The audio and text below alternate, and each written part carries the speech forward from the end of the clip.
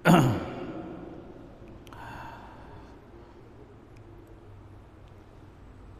hadrati sayyidina Rasulillah Muhammad ibn Abdullah wa ala alihi wa sahbihi wa qurubatihi wa zurriyatihi ajma'in wa tabi'in wa tabi'at tabi'in wal awliya wa syuhada wa salihin khususan lil imam qutbil maqam sultan lil awliya Sayyidi Syekh Abdul Qadir Al-Jilani wa ila ruhi qutbil ahwali Sayyidil Imam Abi Yazid Al-Bustami wa ila ruhi qutbil ulami Sayyidil Imam Abi Hamid Muhammad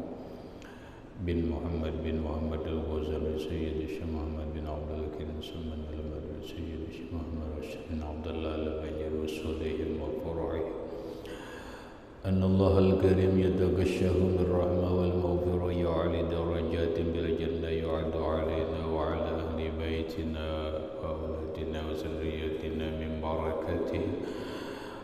بركة علومهم وأسرارهم وأنوارهم ومعارفهم وكرامتهم وجعلنا من اسمهم وأمتنا على ملتهم واحشرنا بزمرتهم وأدخلنا الجنة معهم ومع الذين أنعمت عليهم من النبيين والصديقين والشهداء والصالحين بسر النبي وآل النبي لهم الفاتحة أعوذ بالله من الشيطان الرجيم بسم الله الرحمن الرحيم الحمد لله رب العالمين الرحمن الرحيم مالك يوم الدين إياك نعبد وإياك نستعين صراط الذين أنعمت عليهم غير المغضوب عليهم ولا الضالين آمين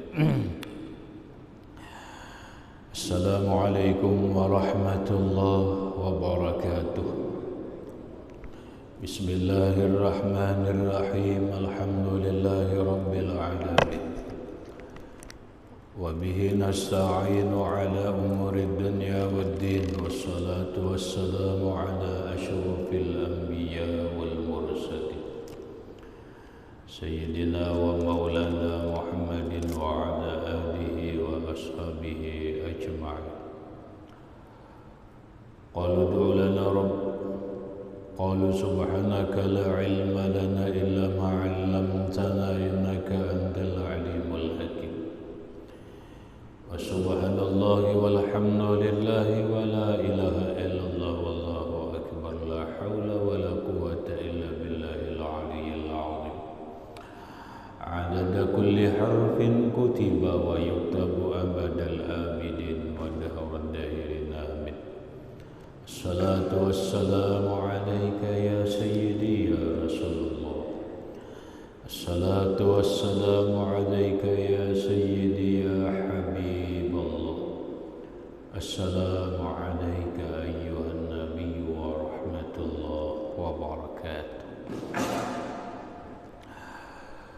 Puji dan syukur kita panjatkan kehadirat Allah Subhanahu wa Ta'ala yang mana dengan limpahan rahmat, taufik hidayah, inayah serta riayahnya kita dapat berkumpul kembali dalam ruangan masjid yang mulia ini dengan satu tujuan dan niat yang sama, yaitu menambah ilmu pengetahuan agama lewat pengajian kuliah ba'dal maghrib yang selanjutnya semoga Allah Subhanahu wa Ta'ala memberikan taufik dan hidayahnya kembali kepada kita sehingga kita dapat mengamalkan apa yang kita kaji pada malam ini. Amin. Bapak ibu-ibu hadirin wal hadirat rahimakumullah. Pembahasan kita masih berkaitan dengan mukjizat. Menyambung cerita Isra wal Mi'raj Nabi sallallahu alaihi wasallam. Mari kita telah bersama kembali ayat yang menyatakan Isra tersebut. A'udzu billahi minasy syaithanir rajim. Subhanalladzi asra bi 'abdihi lailan minal masjidil haram ilal masjidil aqsa alladzi barakna hawlahu linuriyahu min ayatina innahu huwas sami'ul basir. Maha suci Allah subhanahu wa ta'ala yang telah memperjalankan hambanya di satu malam dari Masjidil Haram ke Masjidil Aqsa yang Allah berkahi di sekelilingnya, demi untuk memperlihatkan sebahagian tanda-tanda kebesaran kami. Sesungguhnya Allah Maha mendengar, Maha melihat.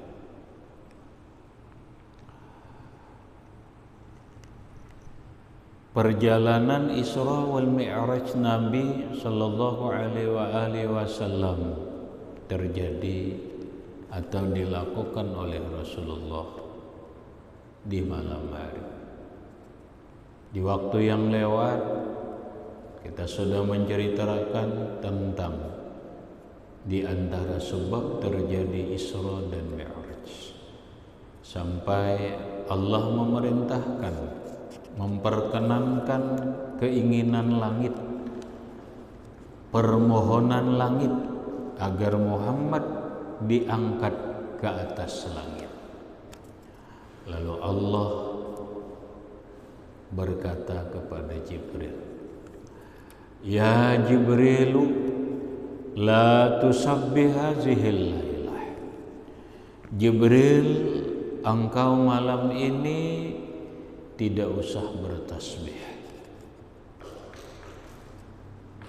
Allah berkata kepada Israil, "Ya Israil, la taqbadil arwah fi hazihil lailah." Wahai Israil, janganlah engkau mencabut roh pada malam ini. Demikian juga kepada Mikail, Allah memerintahkan, janganlah bertasbih kepada Allah malam ini.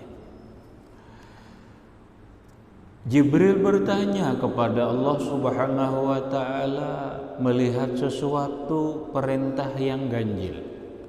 Jibril disuruh berhenti bertasbih, Mikail disuruh berhenti bertasbih, Israil disuruh dulu berhenti mencabut roh. Berkatalah Jibril, "Ya Rabb, ajaatil qiyamah." Tuhan, apa memang mau kiamat hari? Kata Allah, "La." Wahai Jibril, tidak. Walakin izhab ilal jannah, tetapi pergilah engkau ke surga. Wa khuzil buraq, ambillah satu kendaraan yang bernama buraq. Wa'ti Muhammad, datanglah kepada Muhammad, bawalah dia naik ke atas langit.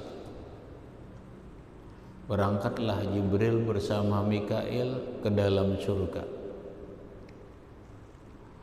Kurang lebih yang dilihat oleh Jibril ada 40.000 buraq. Yashrabuna wa yat'amuna wa yatana'amuna wa yafrahun. Buraq sedang sebahagian ada makan dan minum, sebahagian bernikmat-nikmat, bercengkerama dan bersukaria. Dicari oleh Jibril, mana ujar Jibril yang ku bawa ke Muhammad ini. Berkelilinglah Jibril melihat borak yang ingin diambil, membawa Muhammad ke atas, membawa Muhammad Isra. Maka ada seekor borak termenung, bersedih. Dia tidak ikut makan dan minum, dia tidak ikut bergembira, bersukaria, dia tidak ikut bersenang-senang. Diparaki oleh Jibril, "Ma yahzanuki ya Borak." Wahai Borak, kenapa engkau bersedih? Kenapa engkau tidak ikut makan dan minum? Kenapa engkau tidak ikut bersukaria dan bergembira? bersenang-senang bersama teman-teman yang lain. Ujar Burak, Jibril, aku begini sudah 40 tahun. Sudah 40 tahun. Kata Jibril, ada apa gerangan wahai Burak? Kata Burak, wahai Jibril, coba sampean lihat muhanya Burak itu. Yang di dalam hadis, di dalam keterangan dikatakan mukanya Burak itu seperti manusia. Burak potongannya secara fisik seperti kuda, namun dia punya sayap, mukanya seperti manusia. Fauqal himari wa dunal bagal, dia lebih besar daripada keledai, namun lebih kecil daripada bagal. Ya kurang lebih kayak kuda-kuda kecil lah. Karena mukanya seperti manusia, dia punya dahi yang jelas, punya pipi yang jelas, punya hidung yang jelas. Dilihat oleh Jibril, ternyata setiap Burak bertulisan di dahinya Muhammad sallallahu alaihi wasallam. Aneh memang. Setiap Burak di dahinya bertulisan Muhammad sallallahu alaihi wasallam. Wahai Jibril, semenjak aku melihat nama Muhammad yang tertulis di dahi Burak itu, nama itu jatuh ke dalam hatiku. Aku selalu teringat dengan nama itu. Namanya selalu teriang-iang di dalam kalbuku. Dan aku selalu merindukan siapakah orang yang bernama Muhammad tersebut. Burak ternyata jatuh cinta dengan nama. Burak ternyata bukan hanya jatuh cinta dengan nama Muhammad, tetapi Burak sudah merindukan dengan Rasulullah sallallahu alaihi wasallam. Kecintaan Burak kepada nama Muhammad, kerinduan Burak kepada nama Muhammad membuat Burak sedih. Makan tidak bergairah, minum tidak bergairah, bergaul pun tidak bersemangat. Burak rupanya kena sebuah penyakit yang disebut dengan syauq, penyakit rindu. Kalau sudah seseorang kena penyakit rindu, maka sulit dicarikan obat. Kadang-kala diobati, kadang-kala diparasetamoli, kadang-kala diantalgen, kadang-kala diampicillin, dan kadang-kala obat-obat yang lain. Obatnya cuma satu, la dawa'a lil 'asyiq illa liqa'al ma'syuq. Tak ada obat kerinduan kecuali bertemu dengan yang dirindukan. Ujar Jibril, mungkin dalam hati kita, oh ini pas nih, pas. Langsung bawa nih lawan Rasulullah. Langsung Jibril, Burak, kalau gitu caranya ikam hakunlah, ku jumpa ku pertemukan dengan orang yang bernama Muhammad tersebut. Masya Allah. Burak riang gembira mendengar ucapan Jibril tersebut. Inggih wahai Jibril, tamu akan haulun, hendak wayah ini kah? Kata para sufi, ketika cinta itu tulus karena Allah, ketika kerinduan itu tulus karena Allah, ikhlas karena Allah, dia cinta dan kerinduannya tidak akan pernah sia-sia. Dia pasti bertemu dengan orang yang dia cintai. dia pasti berjumpa dengan orang yang dirindukan. Kalau kita cinta dengan Rasulullah, kalau kita merindukan Rasulullah Sallallahu Alaihi Wasallam, cinta dan kerinduan yang mendalam di hati kita, ikhlas dan tulus karena Allah Subhanahu Wa Taala, cinta dan kerinduan kita tidak akan pernah sia-sia.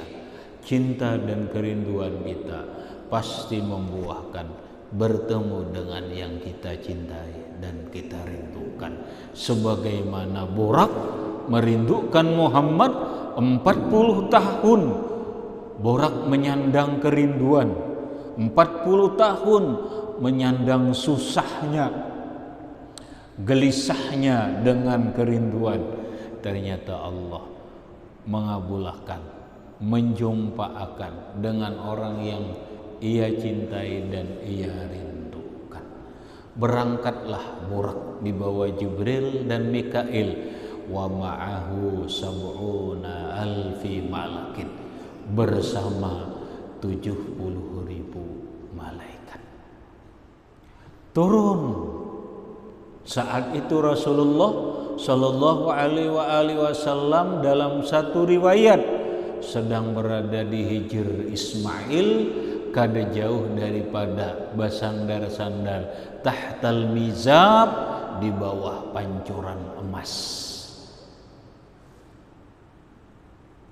Sedang diapit oleh paman beliau yang bernama Hamzah dan Ja'far.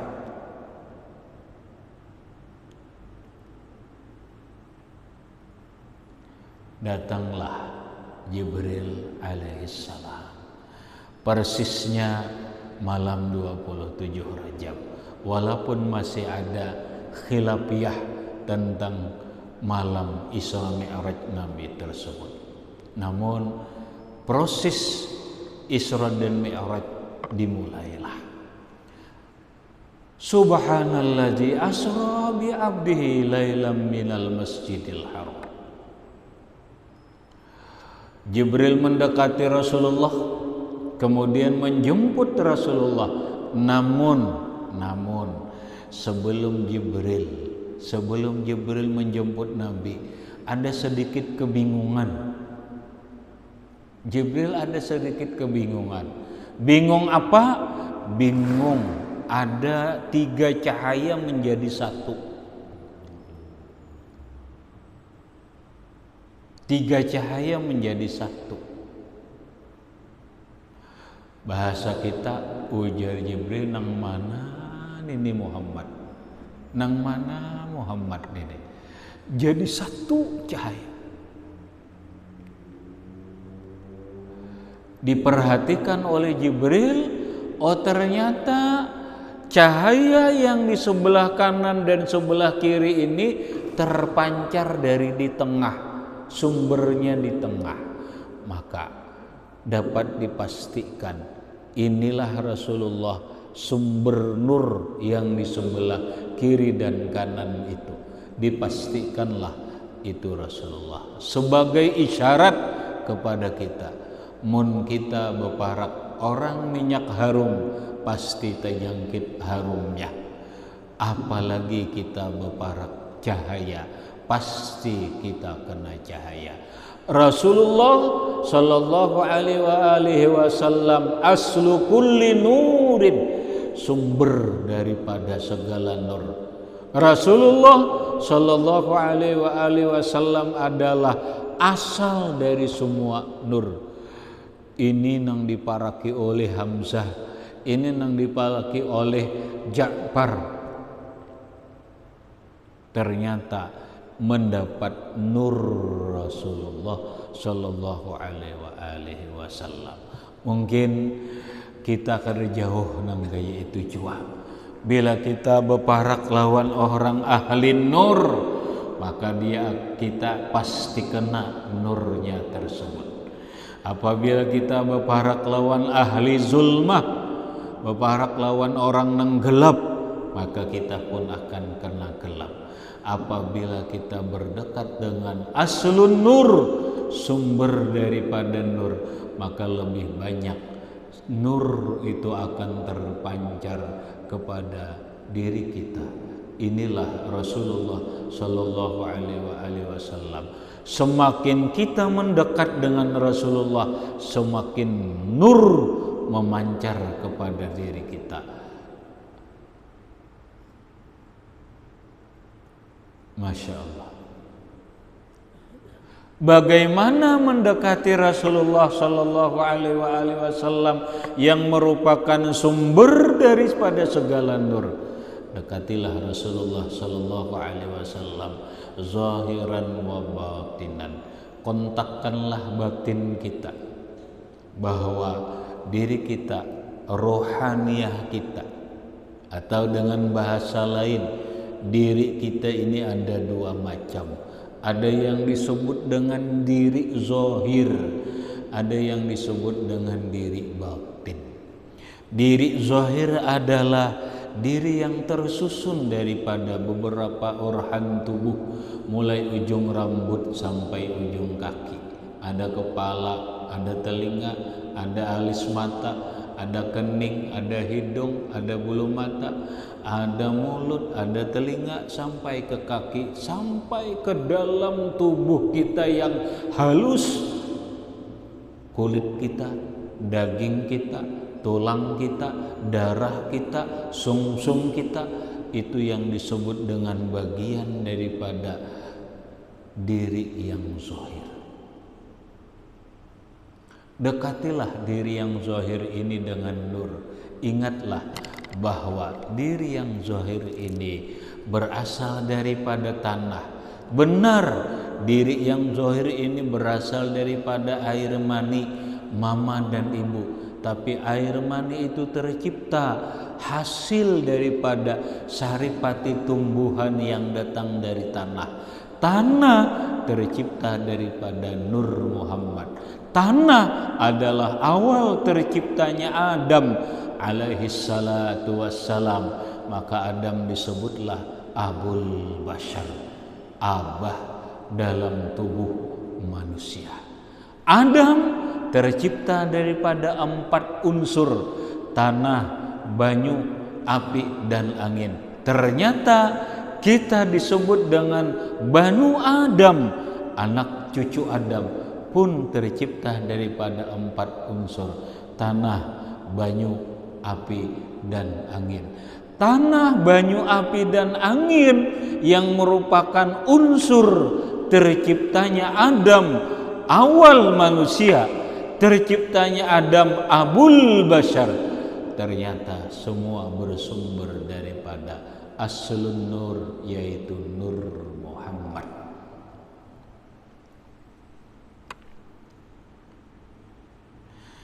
Diri kita yang batin, yang disebut dengan roh. Roh jauh 5.000 tahun sebelum jasad kita ada, dia sudah berada di alam roh. Sebagaimana jasad ada yang disebut dengan Abul Jasad, yang disebut dengan Abul Bashar, bapaknya tubuh, yaitu Nabi Adam. Demikian juga roh ada yang disebut dengan Abul Arwah, bapak rohaniyah kita, bapak secara roh kita. 5.000 tahun roh kita sebelum jasad kita ada, sudah ada di alam roh. Bapak daripada segala roh, dia adalah Ruhul Muhammad, Ruh Muhammad yang disebut dengan Nur Muhammad. Jasad kita dan roh kita kontakkan dengan asal daripada ciptaan ini. Jasad kita bersumber daripada Nur Muhammad, roh kita bersumber daripada Nur Muhammad. Kita bagaikan dedaunan-dedaunan dalam satu pohon yang rindang. Dia punya ranting, ranting ke batang, batang ke akar, semuanya bersumber dari batang. Batang itulah sumber daripada ranting. Ranting melahirkan daun. Kita mungkin berada di posisi daun, daun dari ranting, ranting ke batang, semuanya bersumber ke batang. Maka raddul far'i ilal asli, kembalikanlah cabang ranting ini ke batangnya. Mana mungkin orang menyebutkan daun mangga disebut daun rambutan? Tidak mungkin, pastilah dia disebut dengan daun mangga. Ranting mangga tidak akan pernah disebut dengan ranting rambutan, karena dia bersumberkan dari batang mangga. Pasti orang mengatakan ranting mangga. Itulah diri kita. Man arafa nafsahu faqad arafa rabbahu.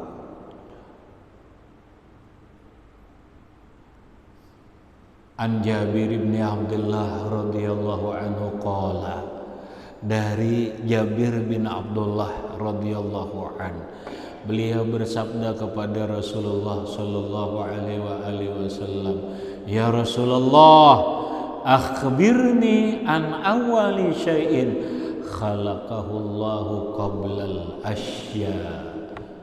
Ya Rasulullah, beritahu ulun, apakah sesuatu yang Allah ciptakan sebelum adanya segala sesuatu?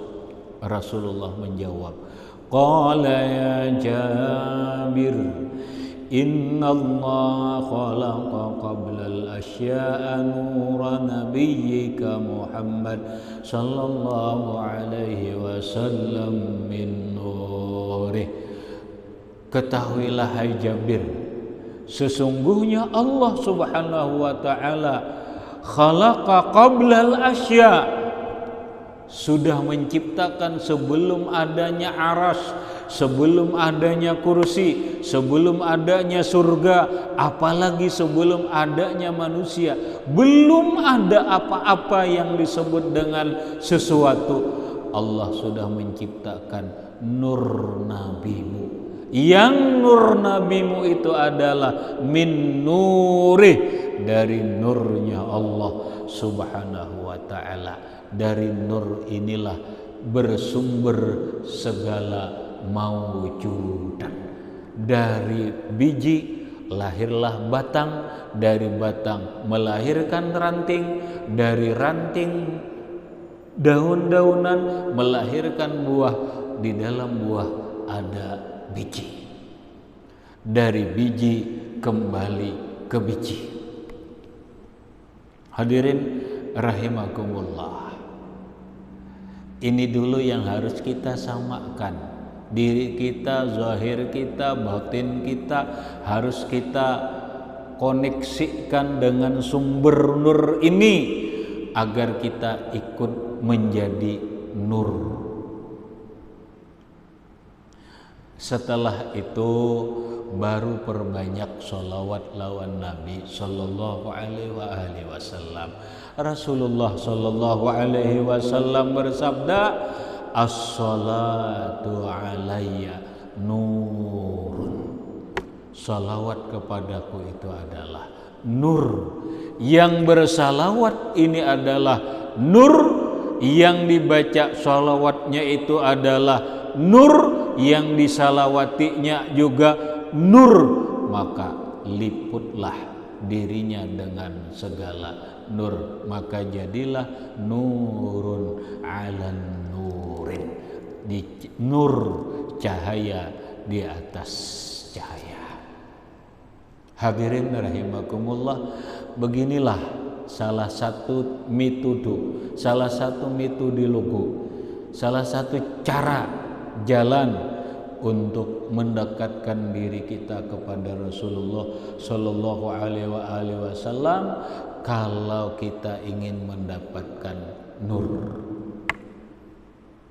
Kalau kita hanya melakukan ibadah sunnah, puasa Senin Kamis, sembahyang qobliyah ba'diyah, kemudian sembahyang tahajud, sembahyang duha, yang lain-lainnya yang disebut dengan af'alul, yang disebut dengan ibadatun zahirah, ibadah yang zahir, tanpa terkoneksi batang ranting dengan batang ini akan lebih sulit, mungkin lambat untuk menjadikan nur, karena zahir koneksi jiwanya tidak langsung terkoneksi ke batang. Pamalahu min nur, maka kayaknya tidak ada bagi mereka nur yang terpancar di dalam jiwa kita. Orang sembahyang sunat tapi kada bisa mengkoneksikan dirinya dengan sumber nur, subhanallah, agak rumit. Inilah, mohon maaf, inilah yang mungkin nang dianyaki, nang dikaji, diolang-olang, dianyaki, dihalusi oleh orang-orang sufi, orang-orang aulia Allah subhanahu wa ta'ala. Nang beginilah juga yang didustakan oleh orang-orang Wahabi. Mereka tidak percaya dengan cerita Nur Muhammad.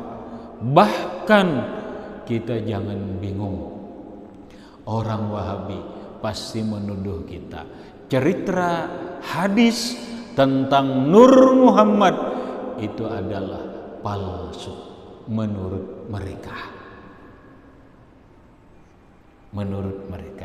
Menurut kita, berdasarkan ulama-ulama kita yang dahulu, yang mana mereka pun tidak jauh, keilmuan mereka lebih dalam daripada orang Wahabi, baik ilmu hadisnya, ilmu tazkiyatun nafsinya, maka mereka selalu mengkoneksikan jiwa mereka dengan sumber nur.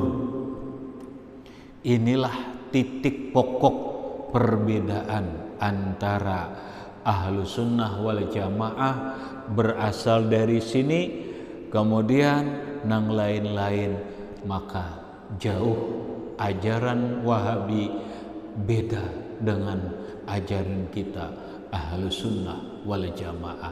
Mereka mendustakan. Kenapa ulun katakan mendustakan? Karena mereka memadahkan hadisnya palsu. Bila palsu itu kan dusta artinya toh. Bagaimana orang Wahabi bisa terkoneksi dengan sumber nur, sementara mereka tidak mengerti, bahkan mendustakan, mempalsukan hadis tentang nur yang tadi disebutkan, hadis dari Jabir bin Abdullah Al-Ansari. Masih banyak hadis yang bercerita tentang nur. Yang jelas Rasulullah Shallallahu Alaihi Wasallam itu bernama Nur, Allah Ta'ala bernama Nur.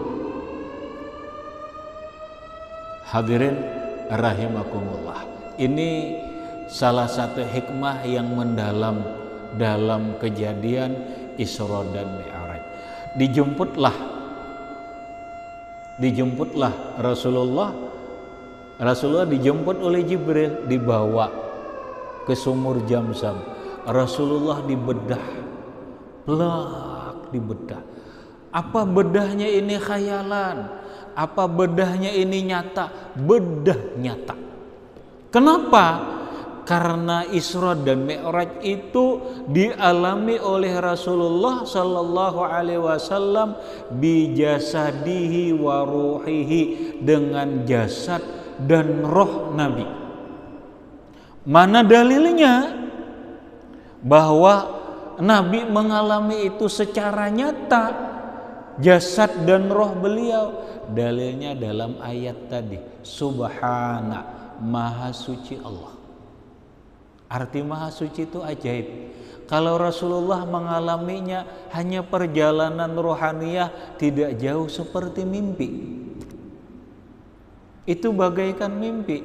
Kalau bagaikan mimpi, semua orang pun bisa saja terjadi. Semua orang bisa terjadi kalau ini hanya lewat mimpi. yang bikin ajaib dan tidak akan pernah terjadi kepada siapapun. Isra dan Mi'raj itu dialami oleh Nabi dengan sadar jasad dan roh. Sadar jasad dan roh. Yang kedua, kalimatnya adalah subhanalladzi asra bi abdihi, maha suci Allah subhanahu wa ta'ala yang menjalankan abdi, hamba. Abdi itu orang akan disebut hamba kalau ada jasad dan rohnya. Kalau hanya ada jasadnya itu orang mati. Kalau ada hanya rohnya itu bukan abdun. Hamba, jasad dan roh. Jelas ayat itu subhana, ajaib karena mengalami dengan jasad dan roh. Nabi dibedah, jelas dibedah. Masya Allah. Diambil hati Nabi, dibasuh lawan air Zamzam. Apa kotor? Bukan. Zaduhu tuhran alat tuhur. Ini barang suci ditambah suci. Barang yang paling suci dikilapakan lagi.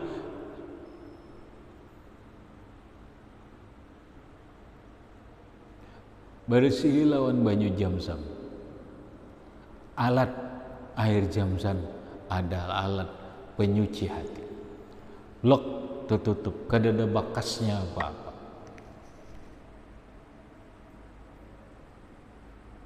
Terakhir, mungkin masih panjang, banyak hikmahnya. Ini kita ambil terakhir. Itu kejadian malam. Isra Mi'raj terjadinya malam, bukan siang. Mun siang nang lain ada menyaksikan. Itu kejadiannya malam. Kenapa yuk Allah memperjalankan Nabi di malam hari, bukan di siang hari? Bukan di siang hari. Ada beberapa hikmah.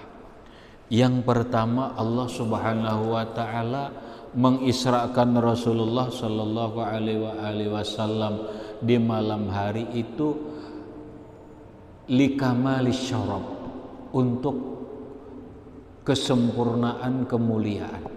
Kenapa? Karena malam itu adalah waktunya seseorang bersunyi-sunyi dengan kekasihnya. Iyalah orang asyik bersunyi-sunyi beribadah lawan Allah Ta'ala itu malam, bukan siang. Orang asyik memadu kasih suami istri, nang asyik itu adalah malam.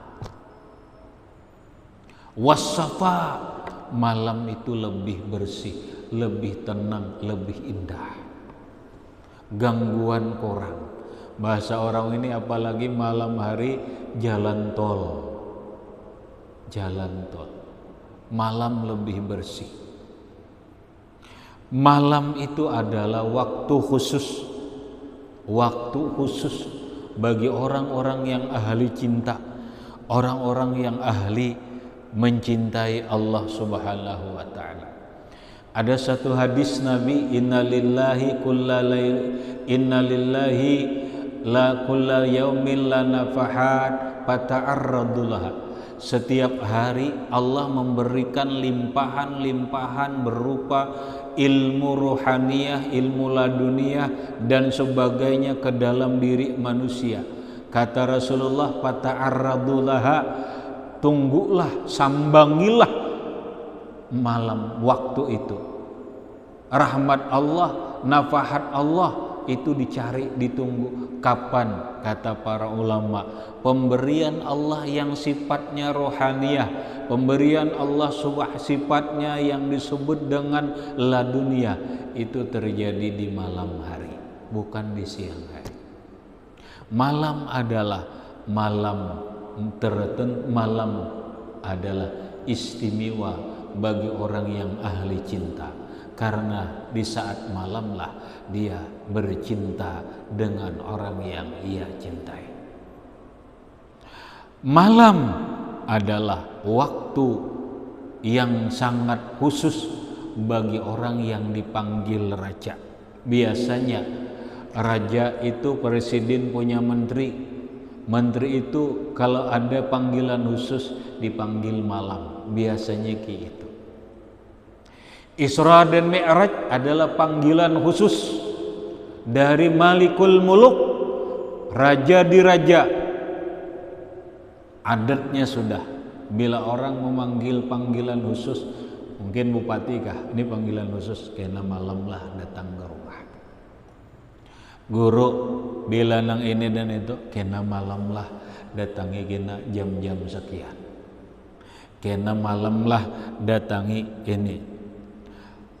Fala yad'ul malik li hadratihi lailan illa man kana hasan indahu wa muqarraban ilaih. Raja tidak akan memanggil seseorang di malam hari kecuali orang itu istimewa, kecuali orang itu dekat kepada raja. Ini orang khusus. Maka jadikanlah malam di dalam kitab lebih afdal daripada siang. Maka jadikanlah malam suasana kita bercinta dengan Allah. Jadikanlah malam waktu kita bersunyi-sunyi bepandir lawan Allah Ta'ala. Jadikanlah malam adalah malam yang bersih komunikasi kita dengan Allah Subhanahu wa Ta'ala. Maka silahkan siang bekerja, silahkan siang berusaha, tapi malam adalah waktu istimewa untuk Allah dan Rasulullah Sallallahu Alaihi Wasallam. Hadirin rahimakumullah, itu salah satu rahasianya kenapa Isra wal Mi'raj itu malam hari. Maka begitu sudah dibedah, dicuci, bersih, masuk. Belum lagi perjalanan dimulai. Inilah sebagai gambaran. Nangkaina mungkin minggu depan apalagi kita bahas lagi supaya kita lebih lengkap, agak lumayan. Kenapa? Karena Nabi mengatakan bahwa sembahyang itu adalah mi'rajnya orang beriman. Nangkaya apa sembahyang itu mi'raj? Ya lakukanlah. Nangkaya apa Rasulullah? Persiapan Isra dan Mi'raj. Kok kenapa Rasulullah pakai kendaraan burak? Tidak pakai kendaraan angin seperti Nabi Sulaiman? Kenapa Rasulullah tidak pakai tayyil ardi, melipat bumi seperti orang wali ke Makkah sekejap waktu? Ini ada rahasianya. Mungkin ke depan mudah-mudahan umur kita panjang, sehat apa kita bahas kembali. Karena waktu itu dulu yang dapat ulun sampaikan. Mudah-mudahan bermanfaat bagi ulun dan sampian bertahan, dan mudah-mudahan dan berkat kita berkumpul ini Allah Subhanahu wa taala ngampuni dosa-dosa kita, baik dosa zahir ataupun dosa batin, dan mudah-mudahan dan berkat kita berkumpul ini Allah Subhanahu wa taala mengumpulkan kita dengan Rasulullah sallallahu alaihi wasallam bisirrin nabi wa ali nabi wa bisirril fatihah. A'udzu billahi minasyaitonir rajim. Bismillahirrahmanirrahim. Iyyaka na'budu wa iyyaka nasta'in. Ihdinas siratal mustaqim. Siratal ladzina an'amta 'alaihim ghairil maghdubi 'alaihim waladdallin. Bismillahirrahmanirrahim. Alamin. Allahumma shalli 'ala sayyidina Muhammad al-hadi al-amin. Allahumma anfa'na bima 'allamtana. 'Allimna ma yanfa'una wa zidna 'ilma. Alhamdulillah 'ala kulli hal. Na'udzu billahi min hadhihi al-salawat wal 'afiyah wal mu'afat ad-daimah fid din wad dunya wal akhirah. Sallallahu 'ala sayyidina Muhammadin wa alihi wasallam. Alhamdulillahi rabbil alamin. Assalamu alaikum